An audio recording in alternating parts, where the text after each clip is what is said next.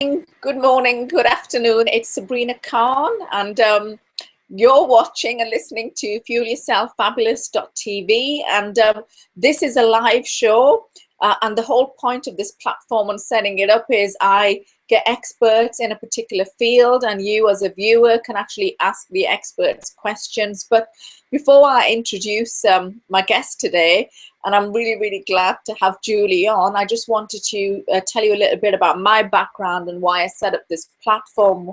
Well, I set up this platform because I'm really kind of passionate about health and wellness as an area, not kind of a lunatic, raving, hardcore vegan or a vegetarian, but I really do believe in food as medicine. And being of Asian origin, you know, my grandma and my parents have been, you know, we've known the benefits of food and the healing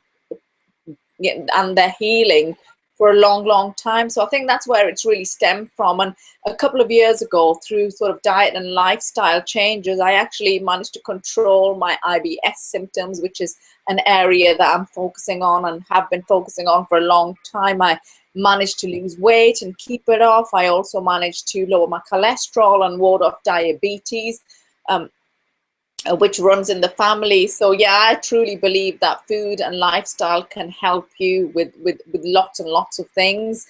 So that's why I set up this platform. But like I said, that I am focusing on IBS, and I have been doing for the last couple of months, because it really is kind of an enigma. This whole area, it's a diagnosis of exclusion when the medical profession can't find anything more serious.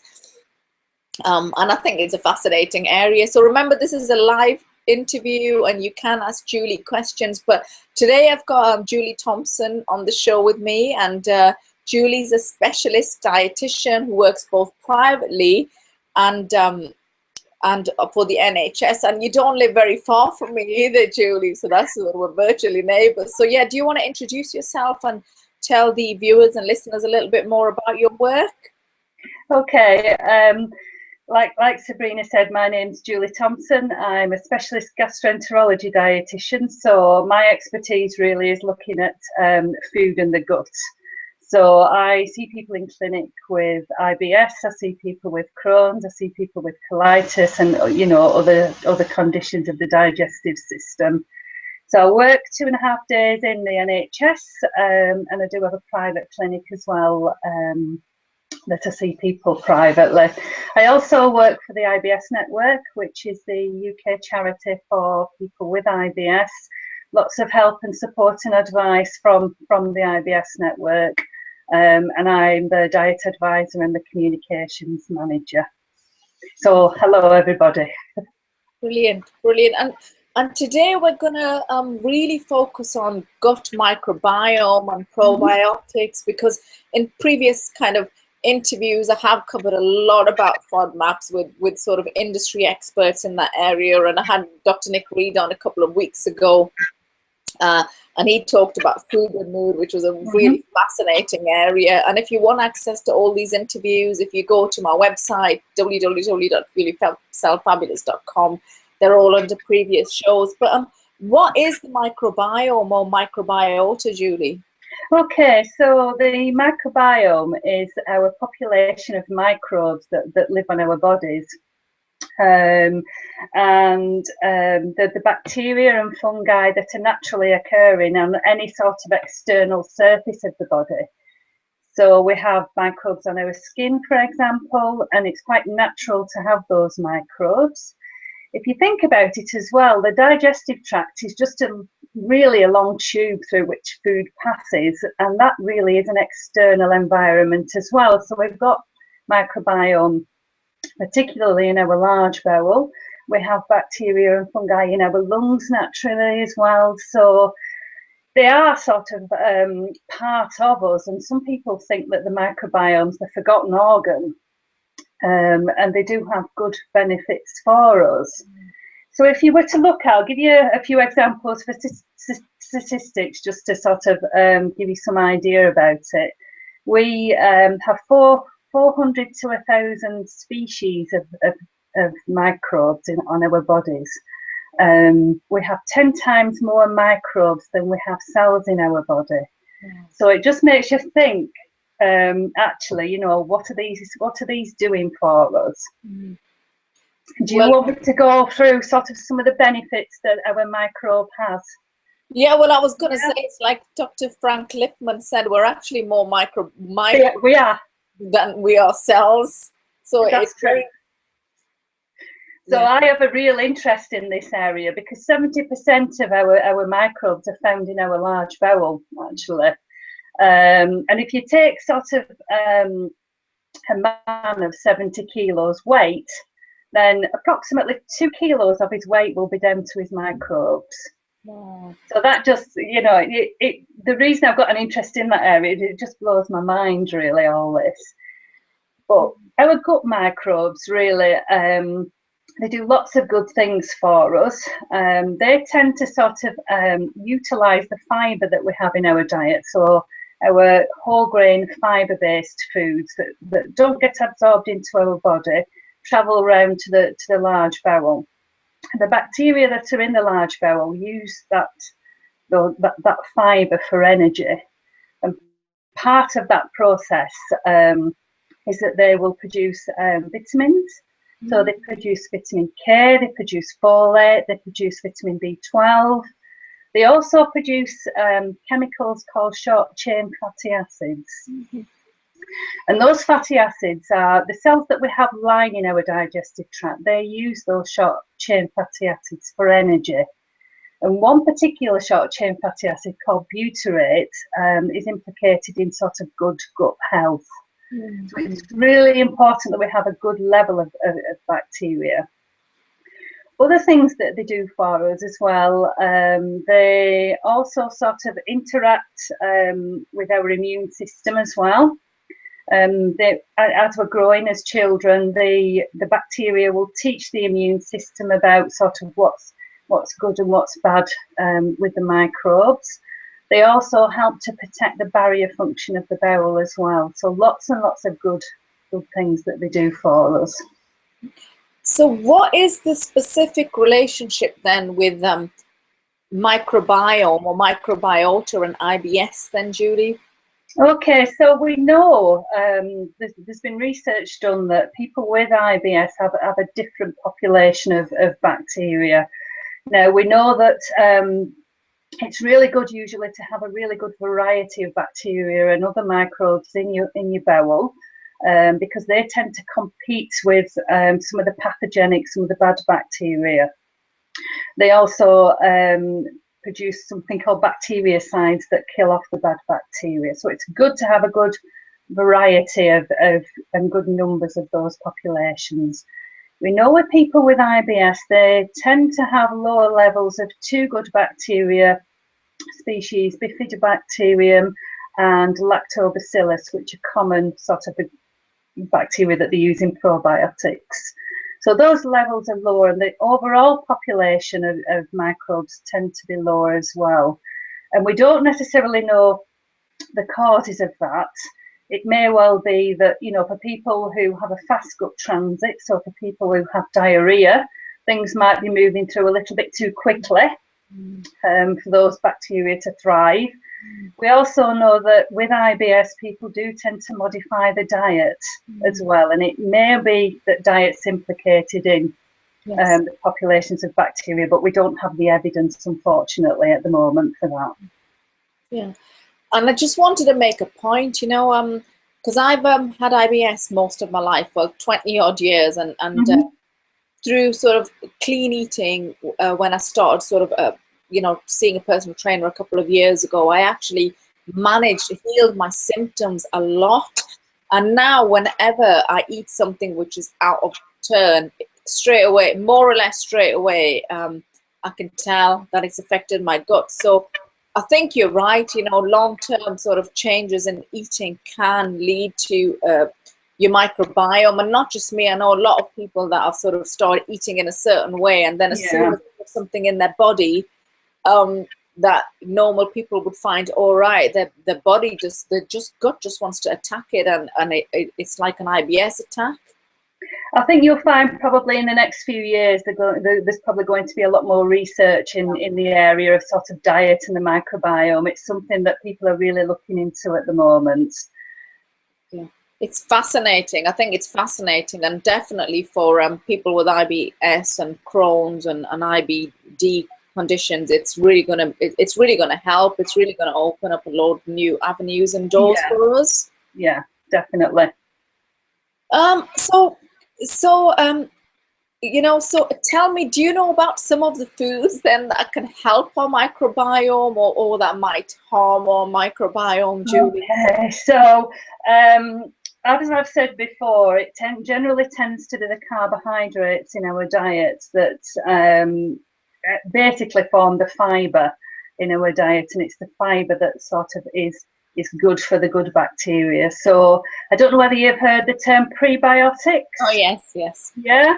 So prebiotics are food basically for bacteria. So for general health, what is advised? There was a scientific committee on nutrition that's just published a new information sheet on carbohydrates and diet, and they say for general healthy eating, we should be getting at least 50% of the energy value that we have in our diet from starchy carbohydrates, and mainly the whole grain starchy carbohydrates are the better ones to choose. But a lot of people, have been sort of cutting out carbohydrates completely, and I don't necessarily think that's a good idea for the long term, because we know these carbohydrates, they've got prebiotic action. They help our good bacteria, so cutting them out completely isn't necessarily a good idea. Yeah, I agree with you, and that's why on the low FODMAP diet, it's so important. Once you've eliminated these short-chain carbohydrates, you have to do an introduction. So definitely, because we do know that the low FODMAP diet again does reduce the amount of bacteria in the bowel, and that again it's because we're reducing the amount of prebiotics in people's diets.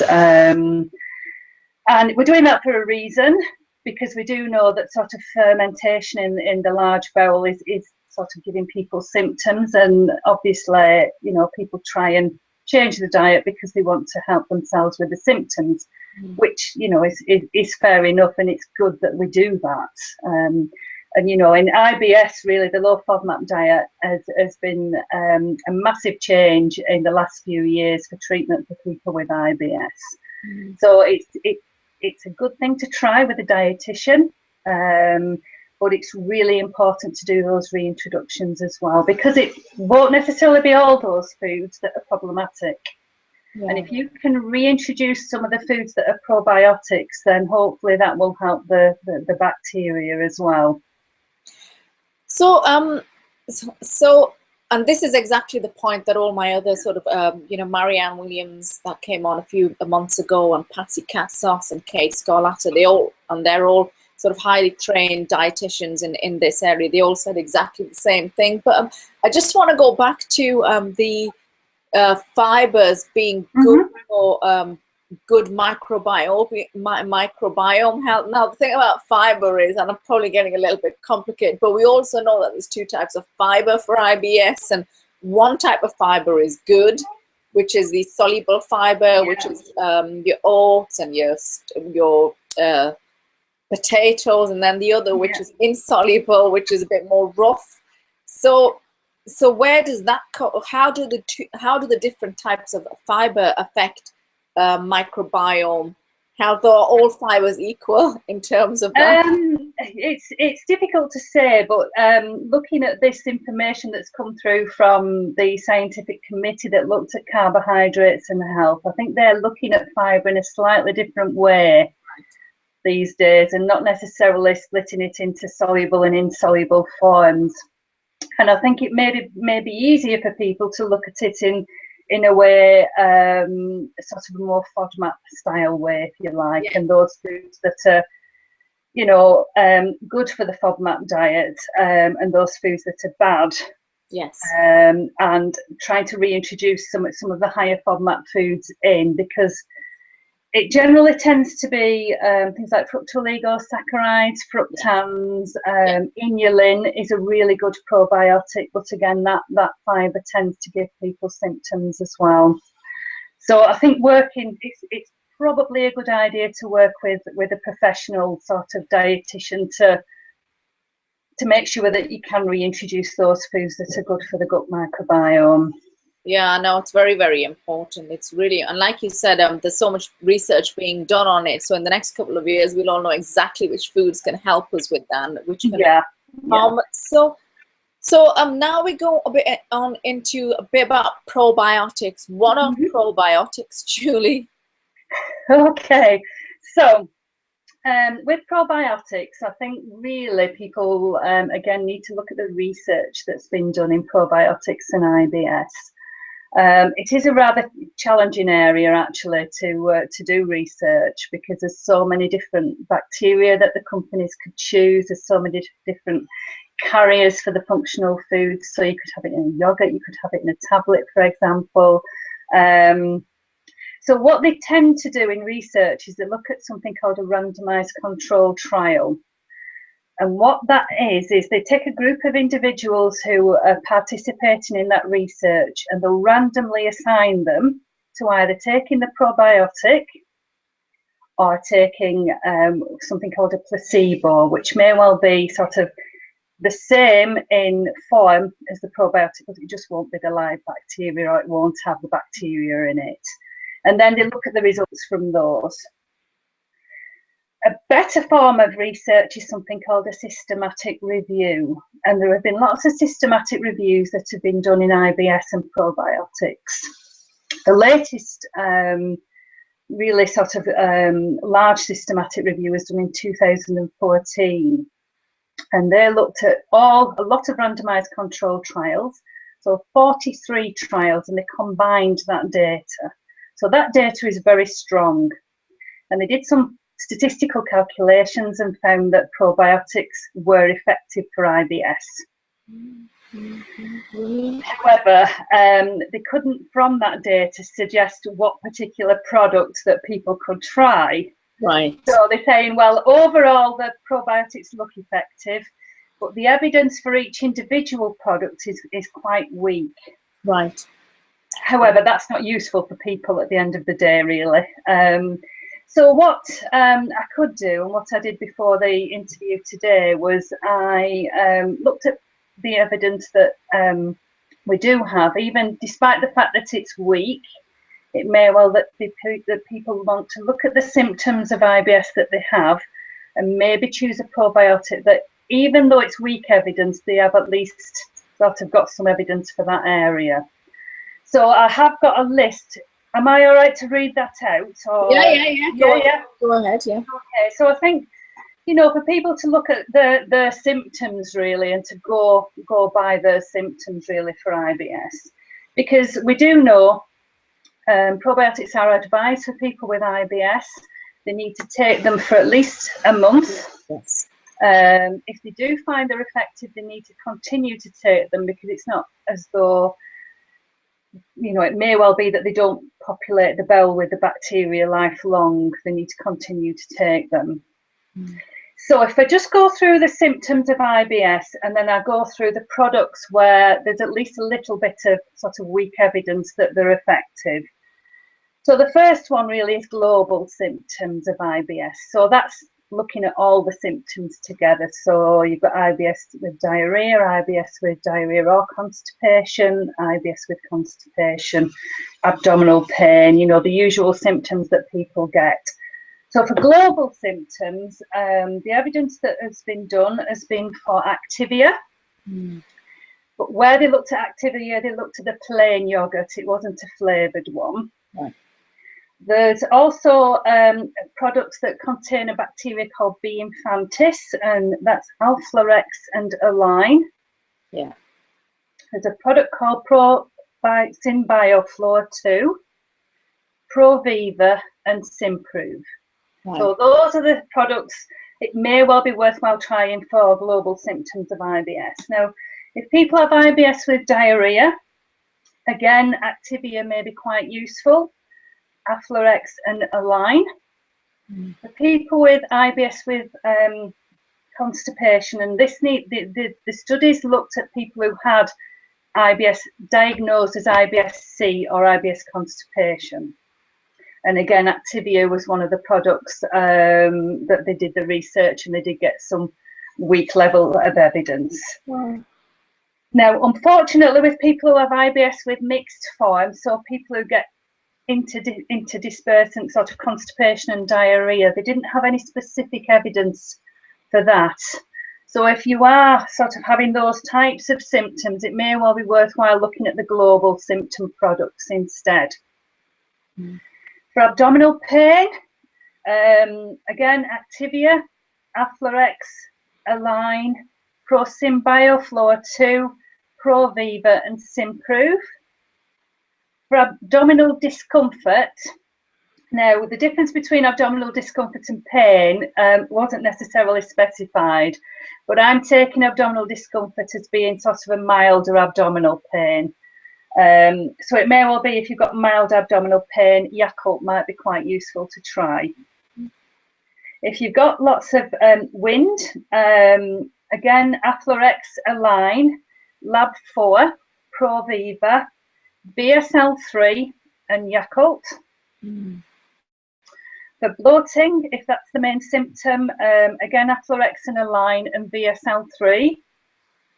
And there was another sort of research symptom that Simprove, the people who developed the Simprove looked at, and that was satisfaction with bowel habit. So they looked at whether people were more happy with the bowel function after taking it. And they did find some weak level of evidence there. And again, quality of life, a product called BioFlow looked at quality of life. So if that's something that you're interested in, then that product may be worthwhile trying.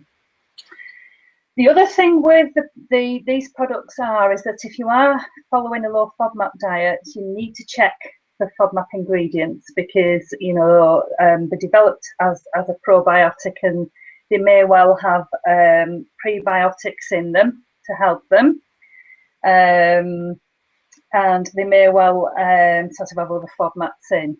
Now, with sort of prebiotics, there is one or two products that are available that are designed specifically so that they act on one or two particular species of bacteria in the bowel that don't ferment. So it may well be worthwhile sort of looking at that as well. Oh, that was brilliant. So lots of information there, unfortunately. I don't know whether it might be worthwhile me sort of getting that transcribed, or, so that people, rather than just looking at the video, they've got some information there, really. I could possibly put this on my website. Yeah, brilliant. Yeah, and also if you could maybe just send me the information on an email as well, because I know a lot of that's really useful information for a lot of people, because I think obviously Activia is a big brand here in the UK. I'm not sure how it is in other countries, but that's easy to go and get, and that sort of seems to be help with symptom control for all the different types of symptoms for IBS. And Align, actually, Dr. Robin Chutkan, who I follow quite a lot, author of Gut Bliss, and she has her own clinic in America, she actually recommends that quite a lot as well, Align. Well, my understanding of Align is that the Aflorex is the same bacteria as Align, and I think Aflorex is sort of the UK version. Oh, right. So that's probably more widely available in the UK than Align would be.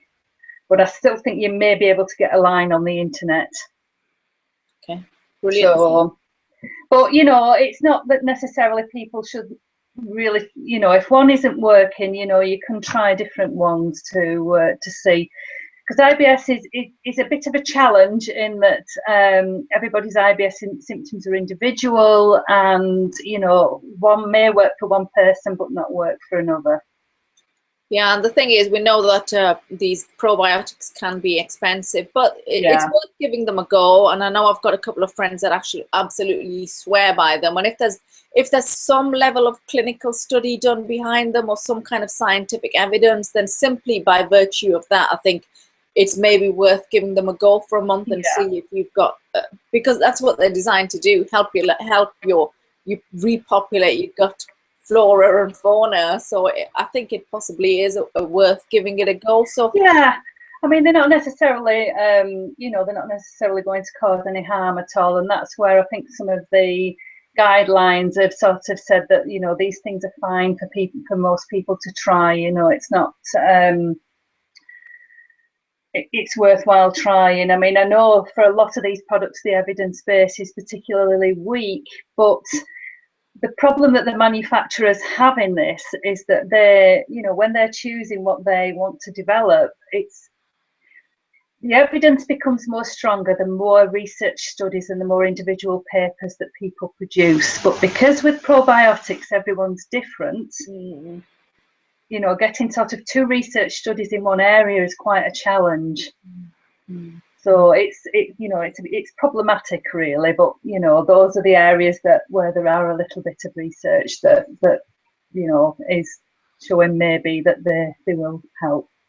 yeah, no, it's brilliant. So if people wanted to find some information on your website, Julie, what's your website address?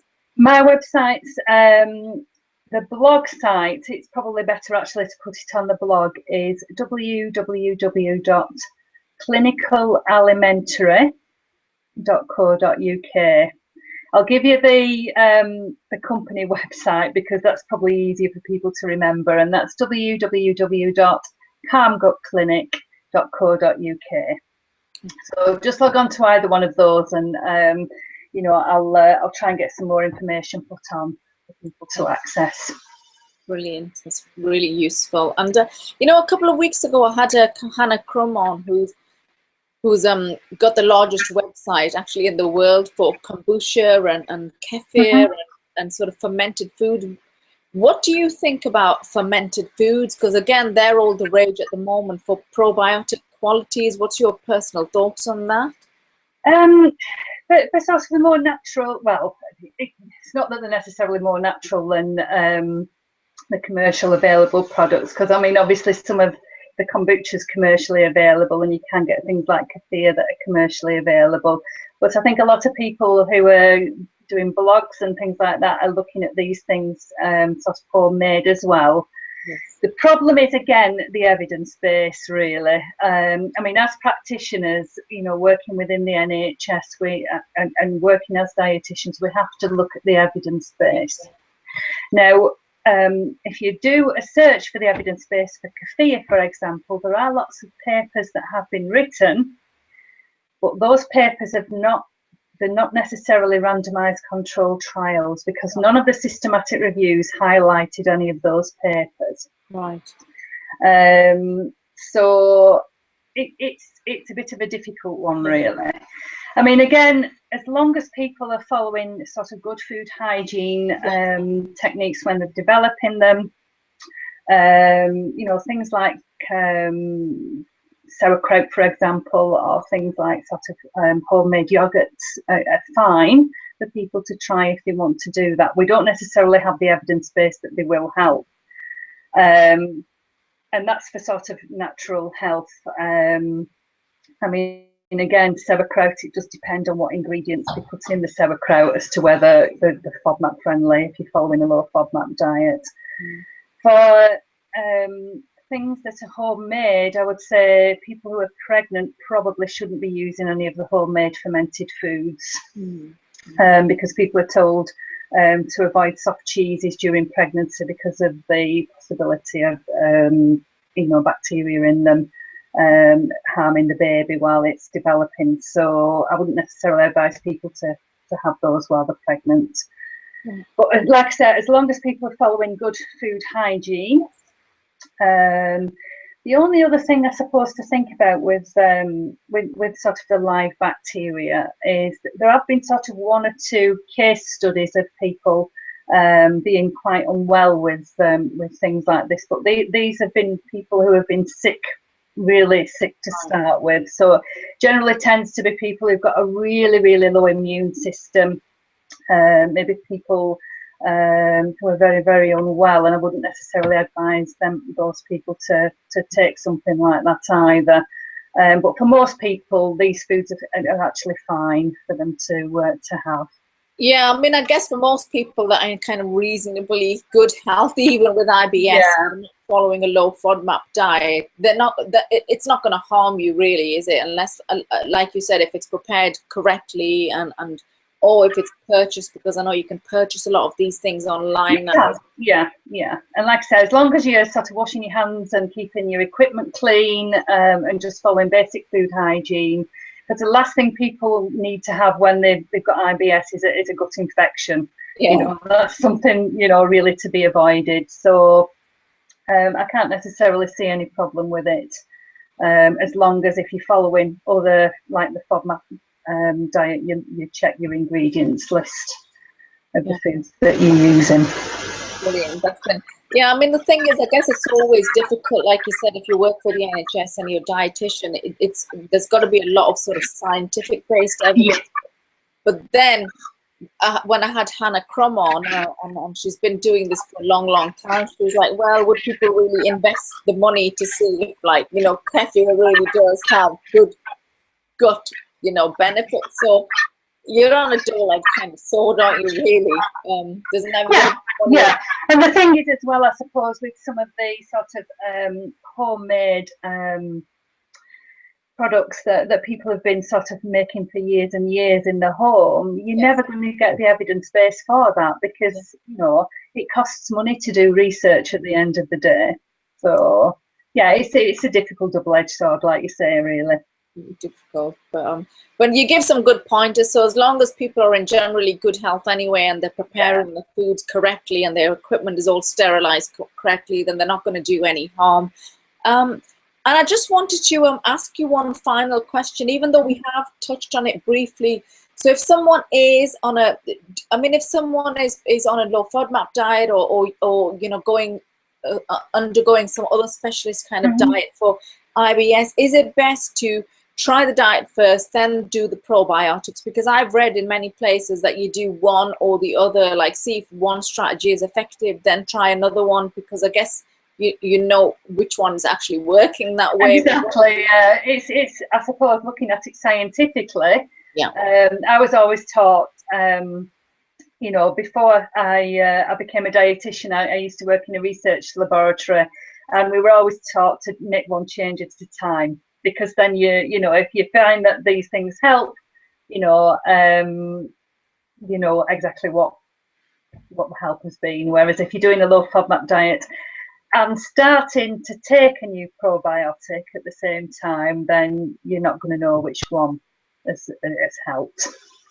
Yeah, you know, I was a scientist as well. Well, I am a scientist. I've got a master's. I actually worked in the pharmaceutical industry. Oh, right, okay. Yes. So I'm all for, I mean, scientific-wise, I'm all for clinical research studies and science-based evidence. But you know, then again, I'm sort of doing a whole health holistic course now, and I am a true believer that with food as medicine, like, our bodies are so individual, and you know, like I was saying to you before, one man's poison is going to be another man's medicine. So it really, and like Heather Van Voorhis of Heather's Tummy Care said, you just have to try and test your own limits and know what's going to be a trigger for you and your particular microbiome and your particular bacterial health. Yeah, that's true, really, for everything, really, with IBS. I mean, there are lots and lots of different treatments for people to try. I mean, you know, when people are diagnosed at first, sometimes I think people feel that, you know, there's nothing out there that can help them, but there are lots and lots of different things and different treatments to try. It's just, like I say, some work for some people, some work for others. So it's about sort of trialing and knowing and understanding your IBS, I think. That's really important. Brilliant. And as this is Fuel Yourself Fabulous TV. Could you tell our viewers and listeners just one pointer, one tip that was going to help them fuel themselves fabulous? It can be like a lifestyle tip. It can be a food tip. What do you recommend, Julie? I think having some relaxation time is quite good. Sort of incorporating some relaxation in your life, really, more than anything. It's very difficult with food. It's individual. People have sort of different symptoms. People have different conditions that are affected by food. So, you know, I think sort of for everybody, you know, a bit of sort of relaxation time is really good as well. Yeah, and this is exactly what Dr. Nick Reed, the chair of IBS, was saying a few weeks ago. He was saying that people are just so busy now, and we were discussing before as well that IBS seems to be on a rise, and people are doing even little things like sitting and mindful eating, and actually just taking a break and eating, because you're on the go for breakfast, and then you're on the go, you're having a working lunch, and sort of running around your kid and your dogs and your husband or your gym or whatever when you're dining. So that that you're just that special family time where you're switched off everything else and you're just focusing on the activity on hand. I don't think people are doing that anymore. And I think, you know, it is, like you say, really important to sort of sit down and really sort of relax and chew your food well and really appreciate the meal that you have. Because rushing, you know, not everybody, people who maybe have mild symptoms of IBS, sort of lifestyle factors like sort of taking more time over your meals can actually be quite helpful in reducing symptoms. Yeah, brilliant. Because I'm so aware that if you're sort of rushing and eating and not chewing properly, you get more air in your stomach, which can obviously aggravate your IBS symptoms as well. The other thing as well that can happen if you're rushing your meals or you're eating when you're working, for example, say if you take a phone call and it's quite a stressful phone call, for example, your body then produces adrenaline, which is a fight or flight hormone, and it suppresses digestion. Oh, wow. So that's, you know, another reason really, if you can sort of take a break at meal times and things, it's a good idea to do so. However, it's not always possible for people to do that these days at work. You know, it can be a difficulty really. You know what, Julie, you've just said something here, and I'm thinking this is probably why there's so many tummy issues and IBS. It's like if people are generally more stressed out now, and there's more stress hormone, which is the adrenaline and the flight or fight hormone, and that suppresses digestion, and people are in that kind of chaotic state all the time. No wonder they're not digesting their food correctly. You know, it's not the case for obviously everybody with IBS, you know, but you know, it is worthwhile sort of taking time over your food, definitely. Yeah, brilliant. And we've got some questions coming in. I did say live show, and if you want to ask Julie any questions, if you just go right to the bottom of this page, you can leave us a question and we'll get it answered for you. But I've got a question coming in from Esther from Hartlepool. She says that sometimes probiotics help her, and then the same brand doesn't seem to do anything for her. Is there a reason for that? It's likely to be obviously the same product, so it may well be that other things in her life are affecting her IBS. Is she saying she has IBS? Yeah, she's got IBS. Yeah. It may be worthwhile sort of looking at other things in her life as well. So maybe diet, maybe the stress side of things. So when my experience has been sometimes when people are going through a really stressful time in their life, sometimes their IBS symptoms can be a little bit worse. And in that situation, you may well find that probiotics may well not be quite as effective. So it's about looking at the whole picture, I think, in that situation, really. But definitely, if you do find them working, continue to take them. And Sandy from Auckland, she says that, should I be taking probiotics forever? I mean, they have, she started taking them a few months ago and they've started working, but is this like a lifelong thing now?